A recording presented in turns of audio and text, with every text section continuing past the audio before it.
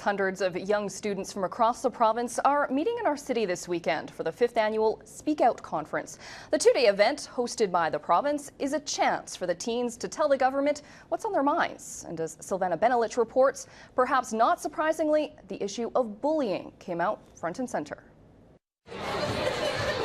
Hundreds of students began arriving here this afternoon, many making long bus journeys from all across the province.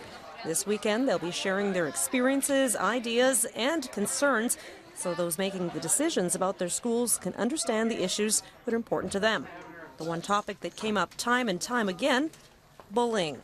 Almost every student said at one point or another they'd experienced it. Mostly verbal. I mean, walking down the hallways, there are names that no one should be called. Lane is a grade 12 student from Rocky Mountain House.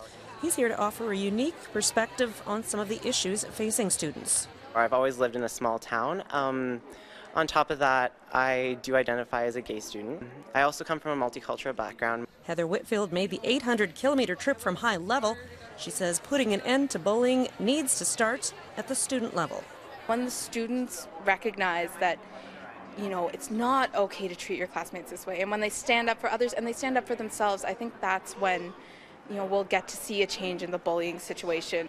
The Minister of Education says bullying is not an issue any one person or education system can fix alone, but it's important to continue focusing on raising awareness and empathy. As a parent, and not just a minister, there's some heart-wrenching stories out there of some of the things that have happened, but I don't think we've ever been doing more, and I don't think we'll ever be doing as much as we can.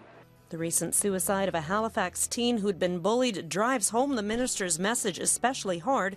Today, police announcing they're reopening the investigation into the death of Rehtaeh Parsons. The hope is events like this will help students make the most of the opportunity to have their voices heard so they can go back to their communities and schools and make a difference. They can make a change themselves, and they don't have to wait until tomorrow. They can be the leaders of today. They can be the leaders of right now. Sylvana Benelich, CBC News, Edmonton.